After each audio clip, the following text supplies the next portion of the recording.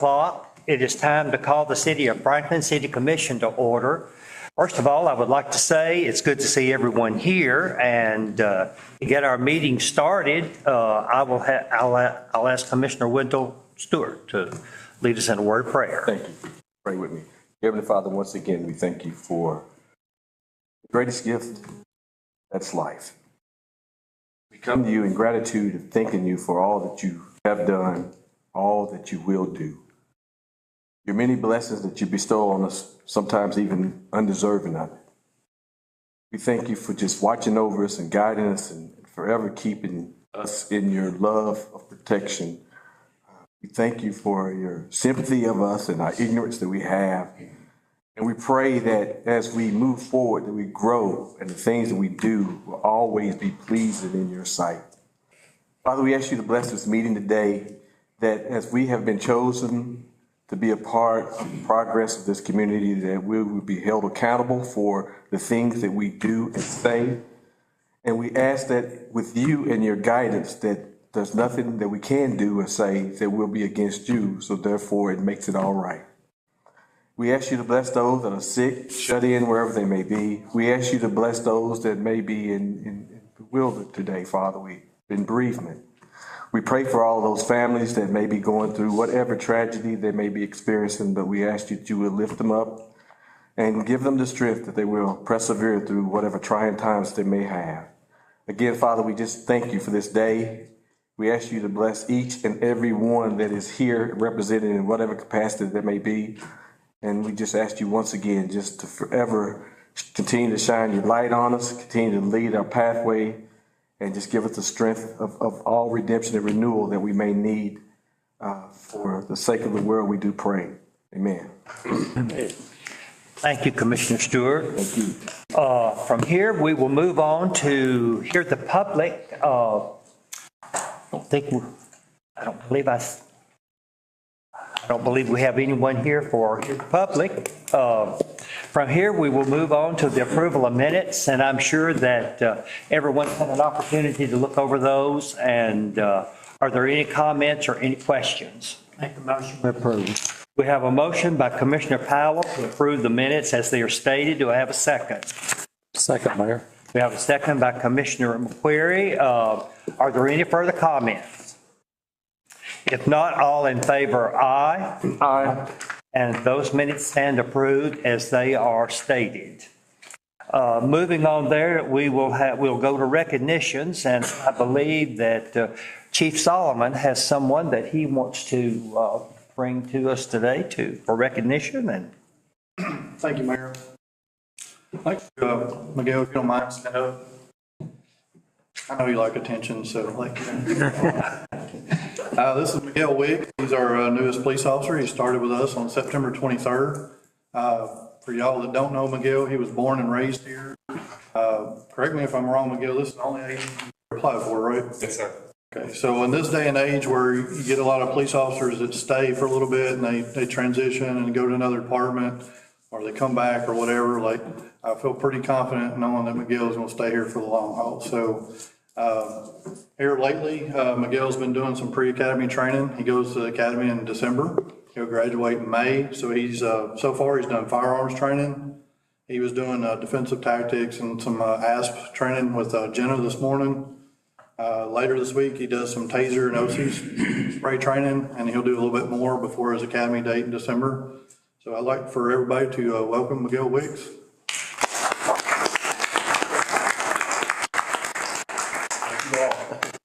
Congratulations. You're good, Miguel. congratulations. I think he's trying to get back to work. I just want to give a speech. And I also believe that we have another recognition that we're going to let Chief Solomon speak about.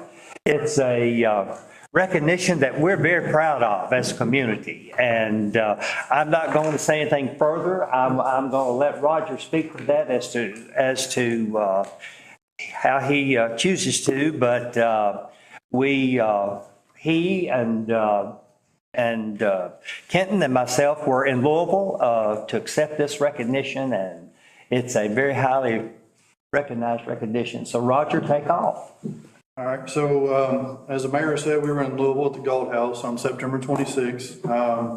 So the city of Franklin received an Award of Excellence, which is a top category award in the Public Works / Environmental Projects category in the $3 million to $10 million range for construction of Franklin's new police station at the Associated Builders and Contractors Award out of Indiana, Kentucky, Gala. The award was individually presented to the city of Franklin, also Branstetter and Carroll, and Scott Murphy and Daniel. They got individual awards as well. So on our behalf, Mayor Larry Dixon, City Manager Kenton Powell, and myself accepted the award on behalf of the city of Franklin and the Franklin Police Department. So I'm gonna pass this award around to the commissioners so they can see it, but I definitely think this is an award that the city of Franklin ought to be very proud of.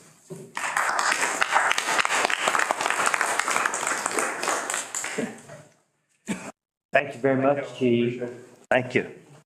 From there, we will move on to community services. And under community services will be discussion and a possible action regarding annual fest street closure. And Kim Roberts, who is no stranger, is here to bring that to us. Thank you. Yes, annual Booth Fest coming up this Saturday from 4 to 6. It will be pony rides, it will be ag activities, a little bit of everything going on, but we're just requesting close College Street down at both ends, the intersection of Kentucky and then the West Cedar intersection from like noon till, I say 9 o'clock, but it'll probably open up a little bit before then because our activities will end a little bit earlier this year than they normally do. And this request has been normal for several years, so it's closing College Street, the intersection of Cedar College, and the intersection of Kentucky College. So from the hours of 12 noon to 9 p.m. Mayor, I'll make that motion, Mayor. Okay, we have a motion by Commissioner Stewart to do that closure. Have a second? Second, Mayor. Second by Commissioner Williams. Are there any further comments? Questions? If not, all in favor, aye? Aye. Okay, and that motion carries unanimously. Thank you. And thank you. I figured while I was here, I'd just give everybody, because it's like the whole word around town, is the lights. The lighting project for the courthouse, I'm sure everybody knows. If they don't know, Renaissance has teamed up with Thermal Electric and we've installed permanent lighting on the courthouse. It'll be there from years to come. They just completed it Friday. All of the lights are on the courthouse. Now we've just got to tie in all the boosters and get everything working correctly. We'll kind of slip down here probably about midnight one night. So if you come through town about midnight, see it lit up, it won't last for long. Just to make sure everything's working. But we will do the official lighting ceremony on December 7th after the parade on Small Town Christmas. So, and what we're going to do, a lot of people's asking, are you still putting lights in the trees? Yes, we're still doing everything we normally do. We've just got the addition to the courthouse. So it's a big project, and it's took 2 years for me to find a company that I felt confident the product was going to be aesthetically, pleasing to the courthouse. It's permanent and it stays there. And I think what we chose was really good because it blends in really well. The operation of it basically is from my phone. I can be in Florida for a moment off or change colors if we want to, but they can do just pretty much anything. But we got specific holidays we're going to light them up for. We have guidelines that we've adopted through Renaissance, our board, specific holidays that we will light it up. Right now we have, of course, Christmas will be lit up from the first Saturday of December to New Year's Day, Valentine's Day, Easter, Independence Day, Simpson County Schools homecoming. We can't leave out homecoming. We'll light it up blue and white for that, and then we'll do Halloween and maybe a couple. We're kind of looking at a couple of more holidays we may add, but we don't want them up all the time. We don't want them up for our concerts and everything we do, because it's just, if you get used to seeing them all the time, it's not as exciting when you light it up at Christmas. So we're going to be, very conscientious about the times that we do light it up, but we're going to make it count when we do. I think those of us that do remember when the courthouse was lit, it's really outstanding, I mean, to our community. It really is. And I remember the days when we used to have it lit and how much I enjoyed it. Thank you, Kim and Renaissance for taking on that project. Absolutely. Thank you. Okay, we'll move on to discussion and a possible action regarding city treating hours for October 31st, and I think Kenton will speak to those. Yes, Mayor, me and Chief Solomon kind of batted this around a little bit, but the proposed hours is the same as last year. It says the motions for a Halloween trick or treat on Thursday, October 31st, from 4:30 PM to 7:30 PM. Those are the hours. Okay, and we will need a motion to, do I have a motion that we set those hours as Kenton? We have a motion by Commissioner Powell. Second, Mayor. Second by Commissioner Stewart. Is there any questions, comments? All in favor, aye. Aye. And that motion carries unanimously. Moving on to general government, we'll have discussion and a possible action regarding employee training. And Tammy Carey is going to come and bring that to us. Thank you, Mayor. When I took over the role of HR director, Kenton and I sat down and came up with lots of goals and objectives that we wanted to accomplish and to work on in the next couple of years. And one of those has to do with training, not only for our employees, which of course a couple of weeks ago we did the diversity, equity, and inclusion training, but also training with our department heads, our supervisors in those roles as well. So it's been probably a year ago, Kenton and I met with Cindy and Michael with Leadership Strategies Group, and this is an organization out of Bowling Green. And so we started meeting with them and putting together a plan to work with our supervisors and those in leadership positions. And you've got a copy of that proposal in your packet. What they have put together for us includes a DISC assessment and four-hour training sessions with 15 employees. And those training sessions would focus on effective communication, motivating self and others, feedback for performance, and accountability. They've also proposed a 360 assessment, which this is where they would go in and meet with employees in various departments and really get a full look at that particular person's leadership skills and training and work with them on a one-on-one basis and do 6 coaching sessions with 4 employees to help them on that one-on-one basis. So that proposal is in your packet. This is something that we did budget for the 24-25 year, but if you have any questions, I will try to answer. I have a question, I think. Okay, so the employees that's going to receive this training, is there any incentivized for accomplishment? Is there some type of accomplishment once they finish, or is it just as training, just to perfect, you know, What we're trying to do is trying to, in our everyday work, we're working with baby boomers, Generation Z, millenniums.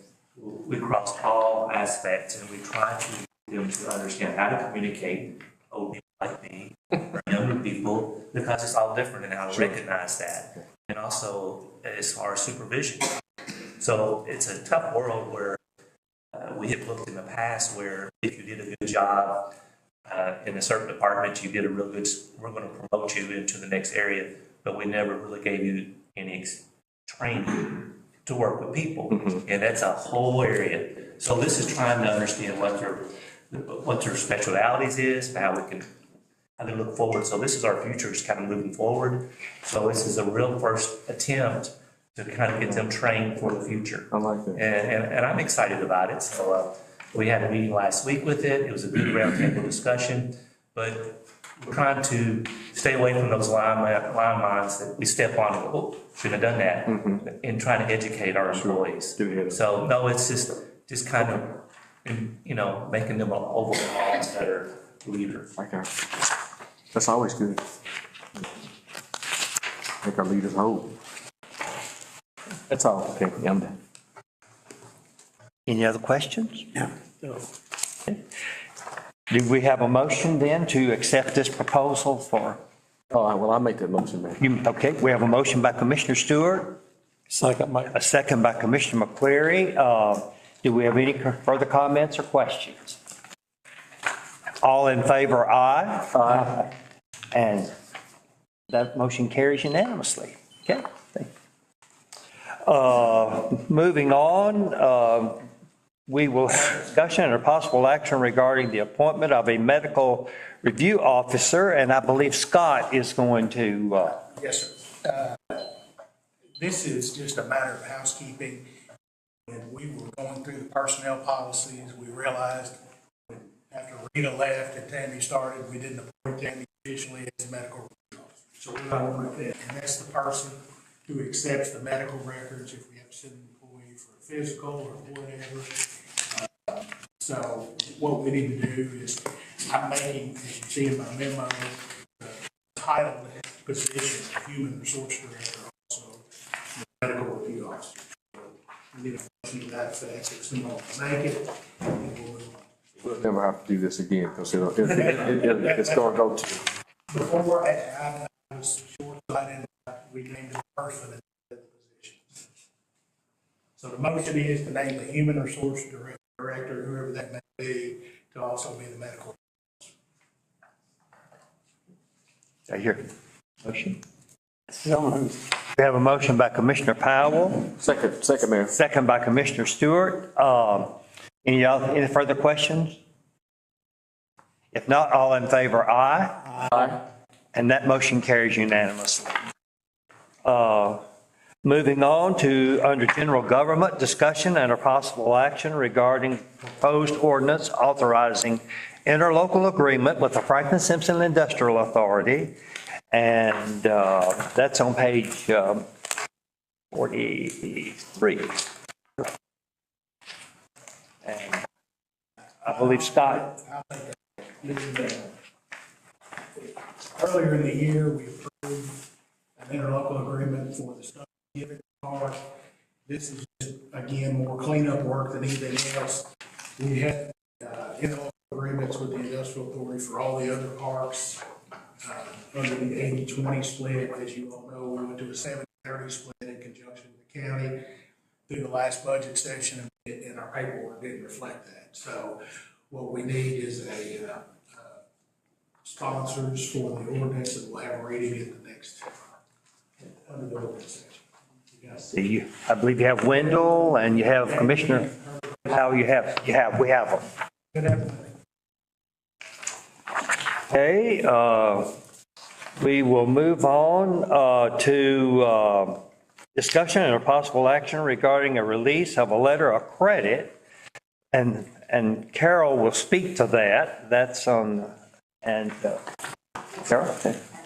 So in March of 2019, the city required Simpson County Developing Partners LLC to give us a irrevocable letter of credit for $62,000 related to Windsor Park Subdivision Phase 2. That work has been completed. There's a sign off in your packet from Kenton indicating that it's all completed. So I am requesting that the commission approve the release of that irrevocable standby letter of credit, and the attached release form will need to be signed by. And I believe have a motion. I'll make that motion. Okay, we have a motion by Commissioner Williams. Second, Mayor. We have a second by Commissioner McQuarrie. All in favor, aye. Aye. And that letter of credit will be removed. Okay, thank you, Carol. Moving on under general government will be discussion and a possible action regarding the Garvin property TIF district. And Scott will speak to that. I think we've all had an opportunity to read over that. This is another kind of housekeeping. 2013, so we created a TIF district for the Garden Park, which added an additional % occupational tax on businesses located inside that park.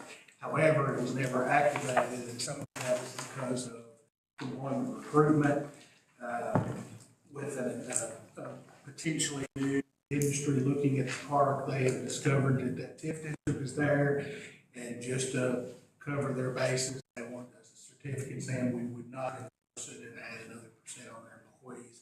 I think it's in order.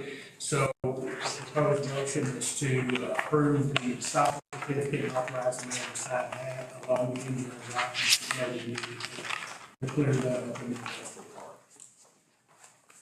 And I think we've all read that and familiar with, you'll have a motion. Make the motion, Mayor.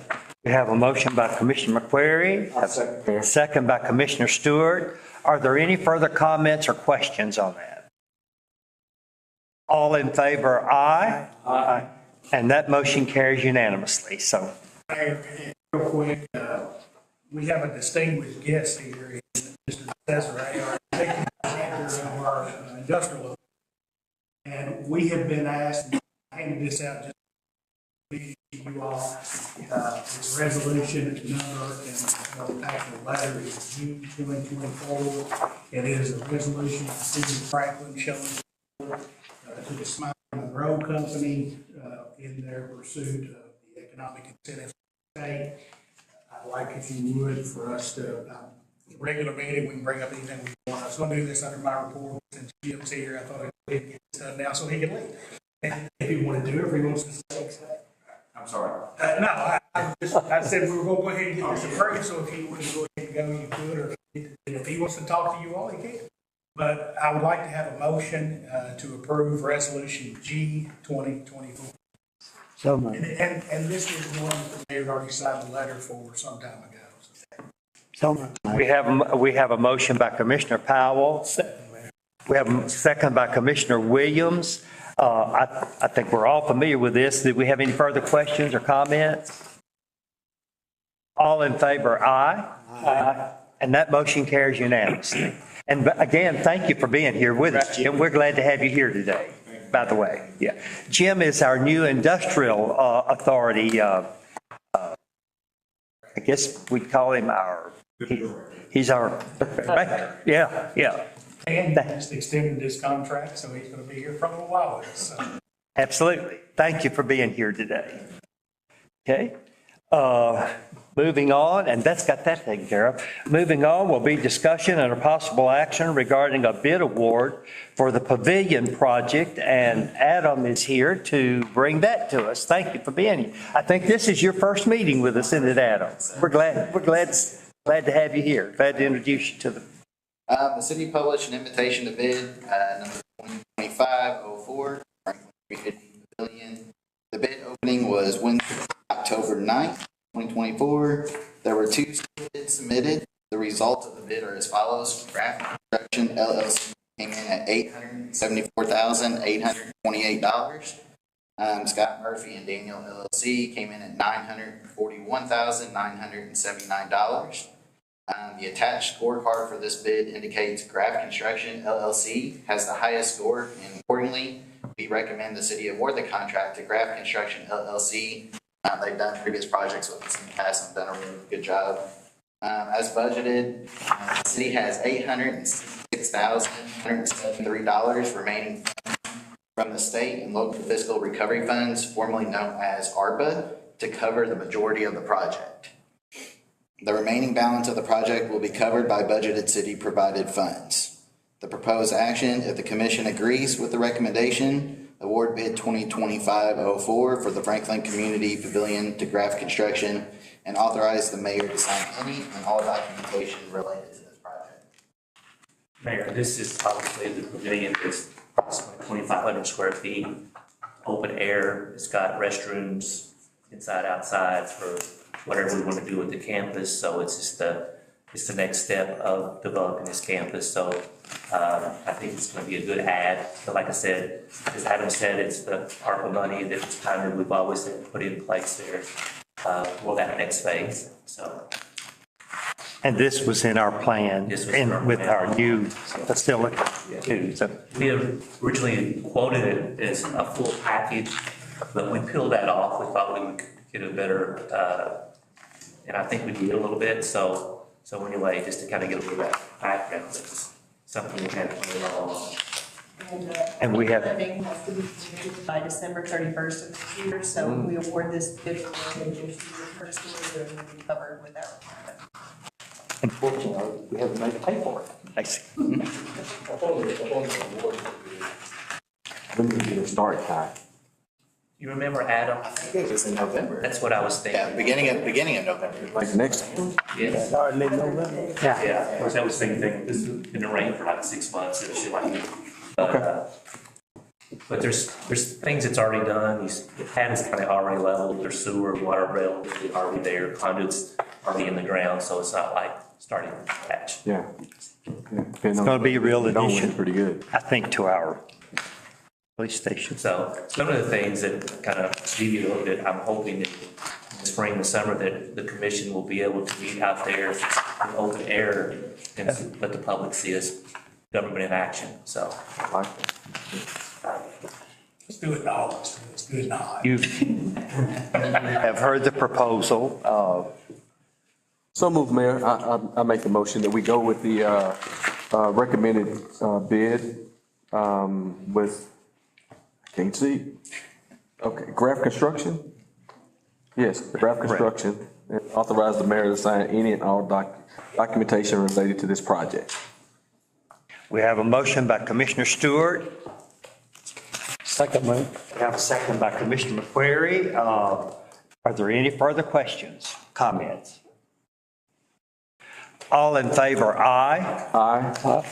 And that motion carries unanimously. So we're ready to go, Adam. Thank you. Okay, moving on, under general government, we'll be discussing a possible action regarding energy efficient commercial building tax credit. And Kenton, you want to speak to that We're talking about this building here. We received the award for construction under a $10 million facility, but this is also a tax credit that's eligible for the designer, which is Brad Stanner and Carroll. Was it 179 feet? And it says that, obviously the building's energy efficient. It talks about the lighting, LED, motion control, efficient heating for windows. It all qualifies this building to be recognized as that, so they can get tax credits. Basically, we're asking the commission to ratify the mayor's signature. They wanted to apply for it. It was kind of a time-sensitive item, so mayor signed it last week, and we're asking the commission to ratify his signature. Okay. Do we have a motion? Make that motion, Mayor. Okay, we have a motion by Commissioner McQuarrie. Second. We have a second by Commissioner Powell. All in favor, aye. Aye. And that motion carries. Moving on, under general government, discussion and a possible action regarding a grant for the nonprofit incubator house. And So, Tell me that Josh Honey, we had him last week, Josh, and he kind of discussed the proposal, and I'd like for Josh to kind of fill in the rest of the commission on our discussion last week. Right, so, Mayor Dixon, Commissioners, I appreciate the time. Thank you. This is only my second time pitching this, so it's a pretty new idea. Imagine turning an existing community resource in our community into a thriving hub for nonprofit collaboration with no cost to the taxpayer and a potential for really long-term community impact.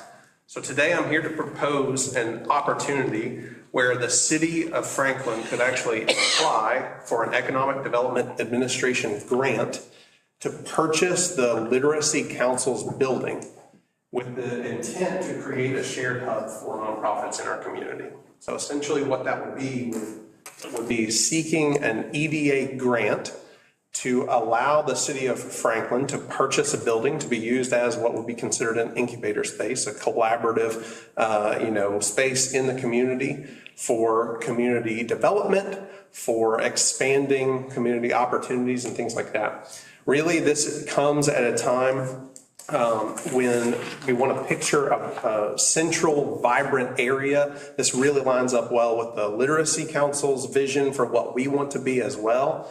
But really, we have an asset in that building that is underutilized. It's a 3,187 square foot building. It's quite large.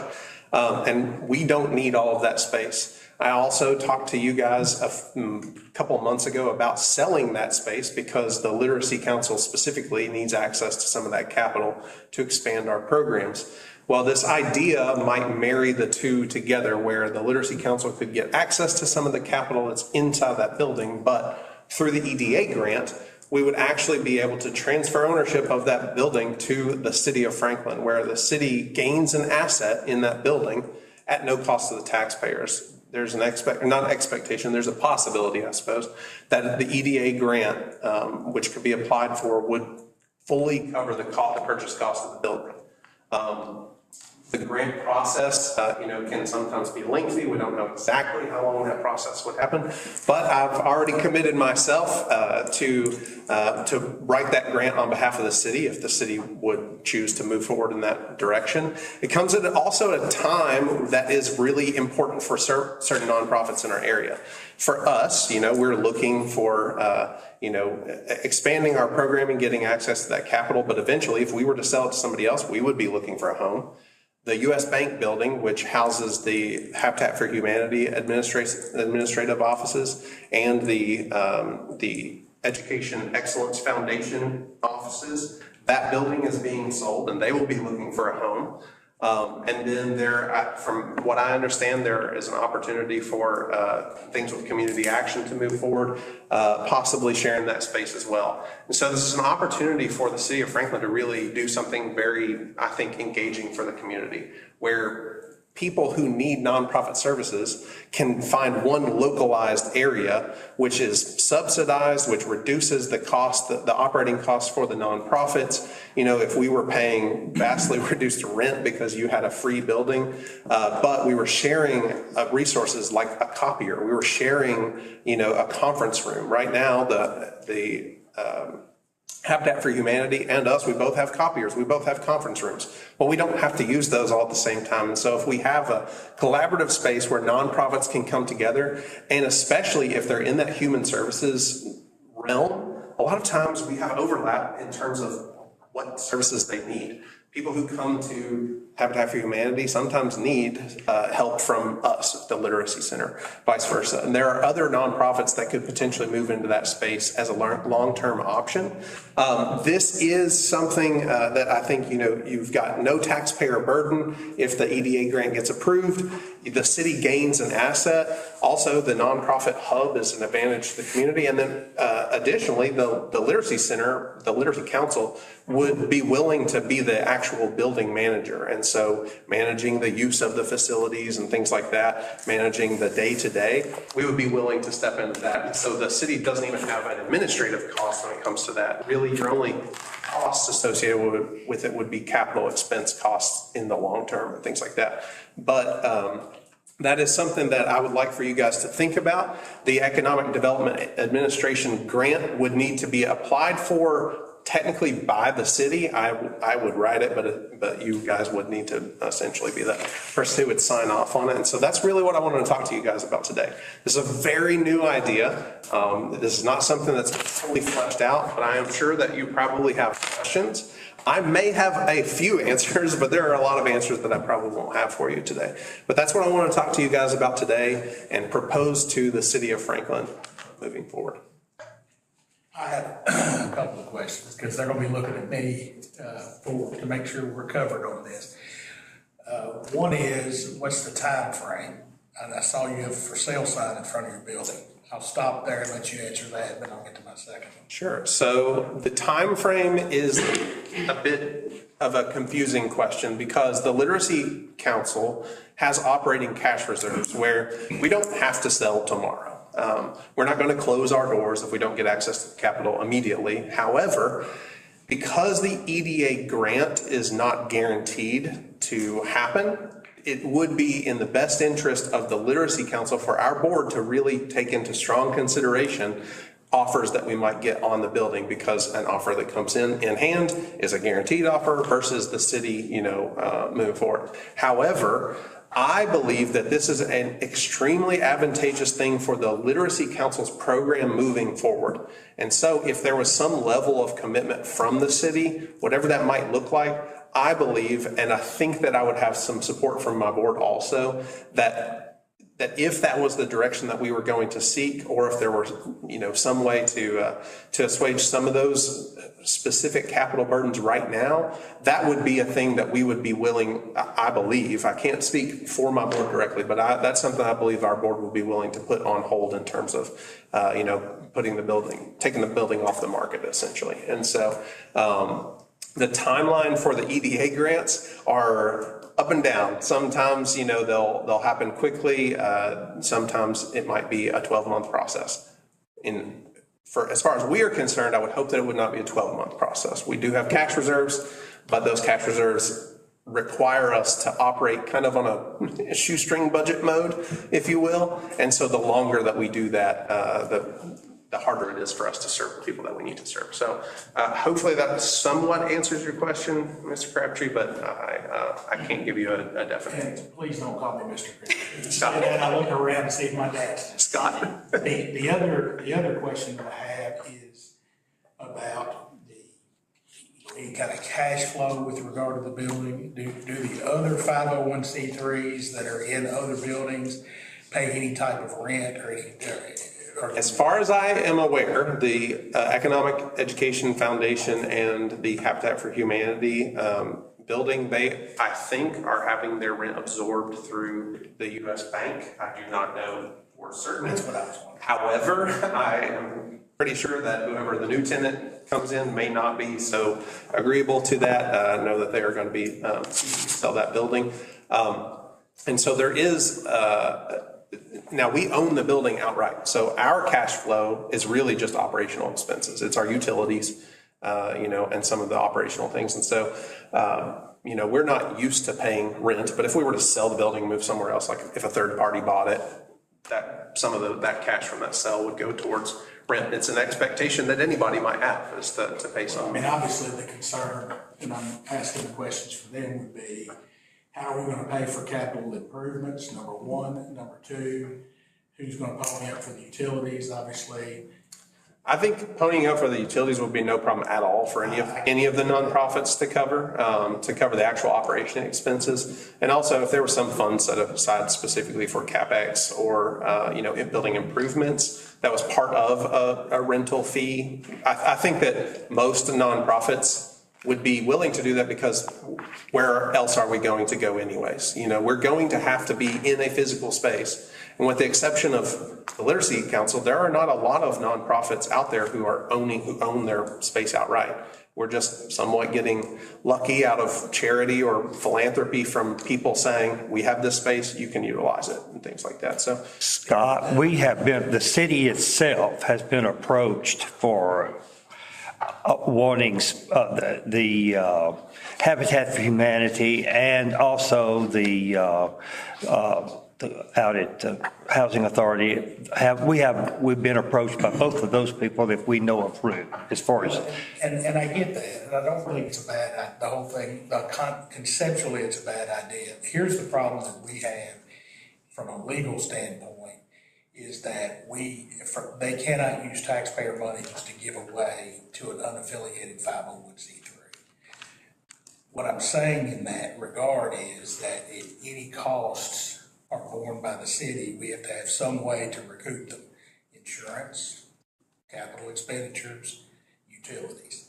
As long as we can figure out jointly how to cover that, where it's a zero-sum cost to the taxpayer, then certainly I have no issue with that whatsoever, and we can figure out a way through. sure. But I can't let these gentlemen run afoul of the ball. I totally understand that. The only thing that I would ask is just maybe a consideration of the fact that you would own that building on your balance sheet as an asset. It would depreciate over time, and all the capital expenses are increasing the value of that asset. Taxpaying entities, so depreciation is not something that we can. I think on the EDA, and correct me, Josh, that there's a place in there that we could submit, or you could submit for capital improvements. Along with the purchase, there are capital improvements that needs to be made in the facility. So I think the upfront capital investment would be there, so you get the building. The EDA grant would be, if we wanted to say, we're gonna buy the building for this amount, and we're going to put $250,000 in the building, we could put that into the grant. And the EDA grant might say, well, cool, we're gonna actually improve this building and do things like that. So there are opportunities like that as well. But if you're talking about actual ongoing expenses of CapEx and things of that nature, then yeah, I mean, you would either need some sort of funding mechanism through the nonprofits that are there.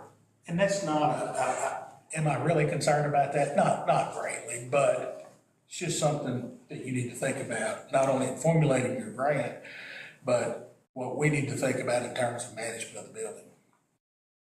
So, but conceptually, I don't get to vote, I don't want to be elected. I think it's a great idea, great place to do, have 501c3s join together and survive cheap, so.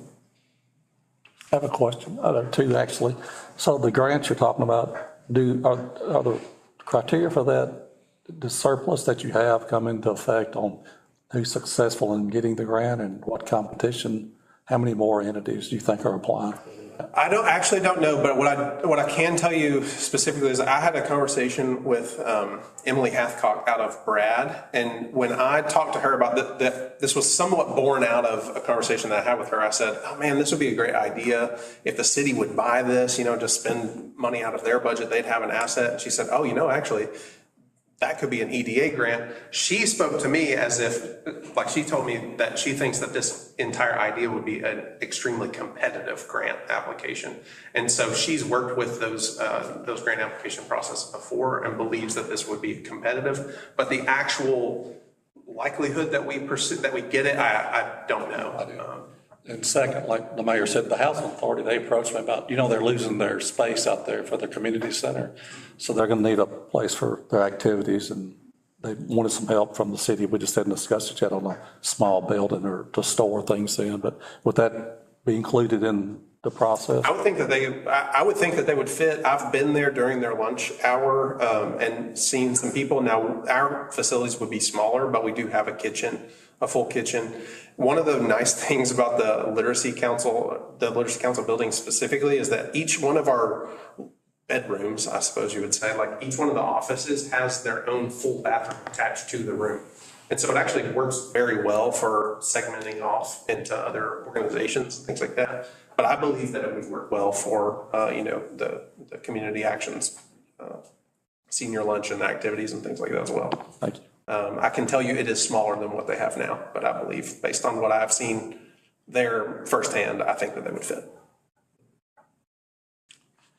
And I don't know if they're ready to commit today, but when do you get a commitment? Or if you are commissioned, knock yourself out. So the timeline is a bit of a confusing situation because for as long as I don't have an offer in hand for the building at sale, we're sitting and we're doing nothing with the building. We're just operating out of it. The moment that I get an offer in hand that is, an offer to buy the building from a third party, the clock would really start ticking very quickly where the board would really have to make probably a pretty tough decision, right? Between do we take access to this capital immediately or is there some, way to move forward partnering with the city on this? It's like I had mentioned a couple of weeks ago, there's a possibility that like if we wanted to pursue this, it doesn't necessarily have to be the Literacy Center. Maybe we sell that and there's a different space or whatever. I just think the Literacy Center is a very, very good building for this opportunity. It's very close to the square. It's already set up very well for organizations to be partnering in it and things like that. And so to speak to exactly what the timeline is, I don't really know because I don't have a pressing timeline right now. I can tell you, I pitched this idea for the first time 2 weeks ago, and we had no serious offers on the building. We had a few people looking, and that was on like a Friday. And that Friday evening, I got a text from a real estate agent that was like, "Hey, somebody's kind of serious, and I think it could work out." So I can't speak to how likely it is that maybe tomorrow I get an offer. I don't know. I wish that I had more information for you on that.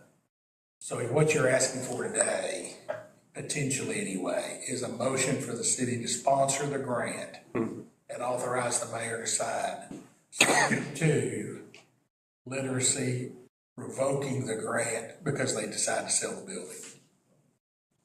Yeah, I suppose that would be right. Yeah. And I don't think it takes a while to write grants. I do my best.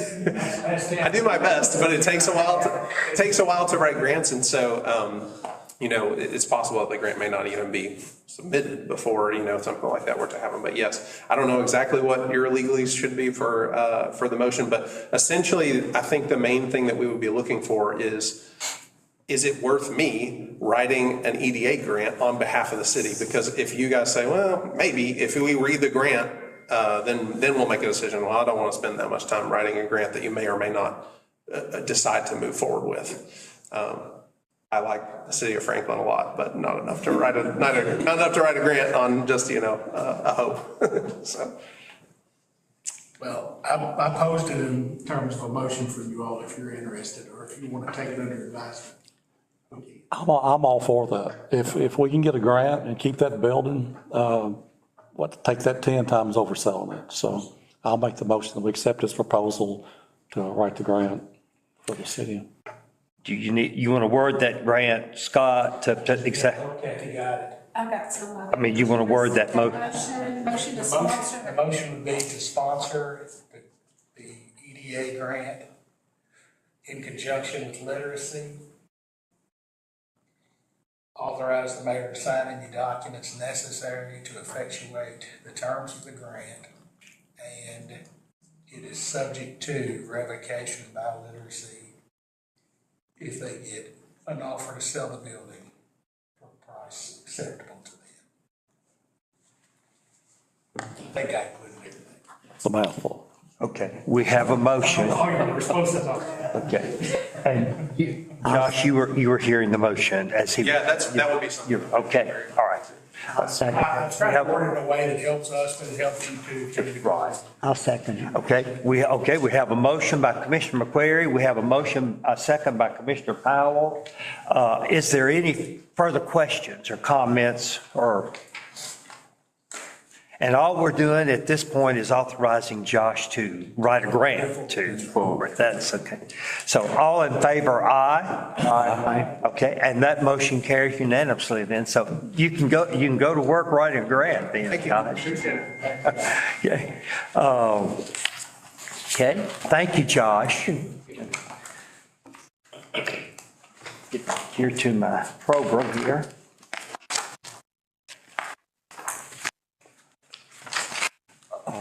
Moving on from there, we will move on to public safety, and that's going to be discussion and a possible action regarding a new revised police policies and procedures. I think Scott's going to speak to that for us, and that's on page 130. Well, the police sent several revised policies in the packet. I reviewed them for legal correctness, not necessarily content, and they look fine to me. So if it please your approval, we need the motion to approve them as in your packet.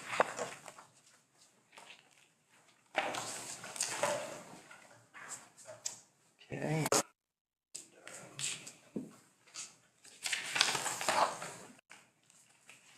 We will need a motion. I'll make that motion, Mayor. We have a motion by Commissioner Powell to approve that, and Second, Mayor. a second by Commissioner Stewart. Are there any questions or comments? All in favor, aye? Aye. And those stand approved. Okay, and moving on, under public safety will be discussion or possible action regarding safety improvement projects, and John Zambrano is going to speak to us on that. All right, so I'm sure you've heard me talk about some safety improvement projects and traffic studies and things that we've tried to accomplish and look at as far as improving not only vehicle traffic safety, but pedestrian safety. So first and foremost, I want to start with this intersection here at Macedonia and Morris Street. This is right off of 100 as you pull in to go to the fire station in that area. I think I've mentioned before that there's only 37 feet coming off of a 55-mile-an-hour road onto this intersection where drivers currently have a stop sign. Now, truck and trailer, two cars being there at once, it could be a potentially dangerous situation. So we discussed the possibility of removing that stop sign as traffic enters off of 100. And then putting notices at the other two stop signs along Morris Street and Macedonia there that incoming traffic has the right of way and does not stop. That would be the first safety improvement project. The second is just down the street from this at the intersection of East Madison and Macedonia. If you're on East Madison Street, you have very limited visibility of oncoming traffic on Macedonia. So it is proposed that we put in 2 stop signs, and we can borrow one from across the street there. Put up 2 stop signs, make that a 4-way stop to improve safety and visibility for motorists in that area. And as you know, we started extending the sidewalks down East Madison. It looks great. If you haven't been there, go look at it. So those are the 2 proposals today. Working on looking at safety and improving safety all across town as we go. But I think these can both be done effectively and drastically improve safety in those areas. Are there any questions? Good. Question, just a statement. I've had several people up around the high school behind the football stadium. When you pass the baseball training center on the right, you come to that stop sign. I've had some requests to look at the crosswalk right there on both sides because parents are picking their kids up, and actually had 2 citizens in the last month call me and said that they dang near hit a kid. I'm glad you pointed that out. So I've gotten with Steve, our scheduler, and we've looked at our striping schedule, and I gave him a list of, I think, 50 crosswalks that I'd like to get painted. I think he, because of state ownership on certain roads, I think he narrowed it down to about 30 crosswalks that we're going to have painted. And I'll double check with him. If that's not one, I'll make sure it becomes one. Get a chance up on the end of Liberty on the south end. Yeah. There at the corner of the football stadium and the baseball field. If you just look at that area right there and let me know Absolutely, yeah. what your opinion is. And one of the things that I can't say that it'll happen this year unless we find a magic grant. But one of the things I would like to see done, and it's in our long-term sidewalks improvement plan, is extending the sidewalk that goes right as you come out here down Witt Road that extends all the way to Yoakley there. And then in that, adding safe crosswalks that are painted, just because, a lot of kids and parents that are walking their kids around and stuff like that, it'd be nice to have a safe pedestrian facility for that area all the way around the school so they have access to our entire community, so. And it's out 31 South McDonald's, across from the old Cracker Barrel. When you turn in to go to McDonald's, Yeah. that whole area there, the striping is it in slate? Well, and so that's one of those state roads. And historically, it's interesting because they actually used to have the posts with the lights and the button that you could push to cross the street in that area. And they've since been removed. I've contacted KYTC to see what we can do about putting those back. But that area definitely needs, it needs some work. So, yeah. That's in my long list of crosswalks to get painted too. So. Steel. Yeah, Steel Road, going toward Cracker Barrel, the lines are gone completely. But it's tough. When you turn in, people from out of town, you can't see where the center of the road is. And it's, if you've ever done it, it's pretty hectic out there. But Kenton clarified it, I apologize. But, yeah. So, and keep sending me suggestions for, not only pedestrian areas, but motorized traffic too. So, working with our police chief to look at areas that we might need to look at enforcement and things like that. So we're moving our traffic study device all around town and really trying to get good data and see how we can improve and make it a safer community, so. Sounds good. Sounds good. Thank you, John. Make sure that they approve adding this moving stop sign. So, yeah, we'll need a motion and, for these two projects. You need a motion for the two proposed ones today. Correct, John. I'll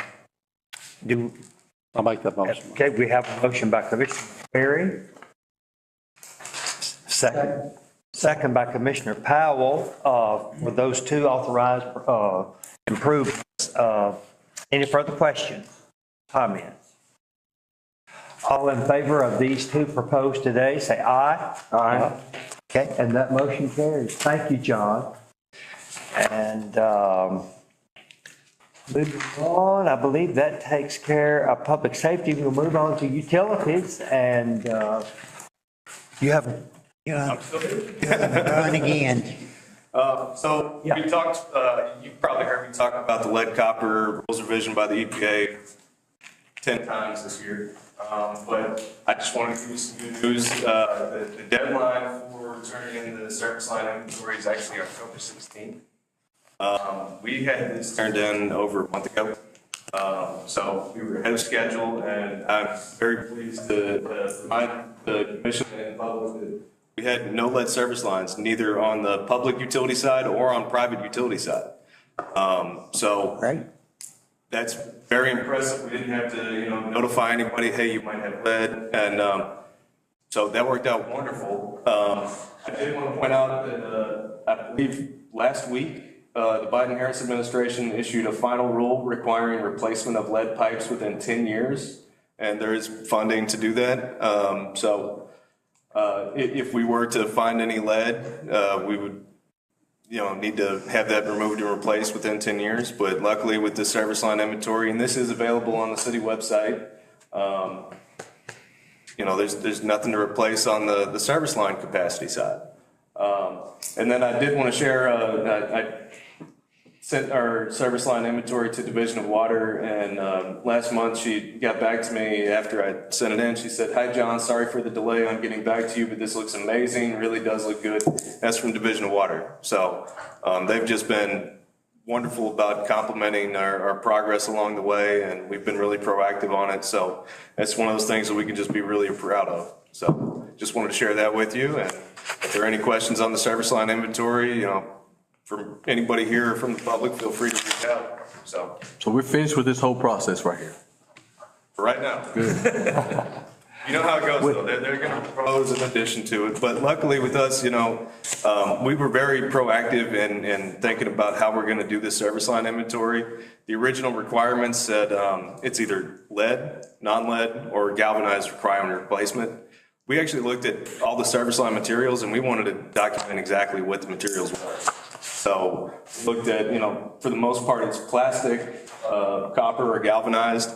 And we looked at all the houses, and the rule was if you had documentation that the house was built prior to 1988, then you could eliminate it as non-lead. We actually took that a step further because you know how house building goes. Sometimes it takes a little longer. So we looked at 1990.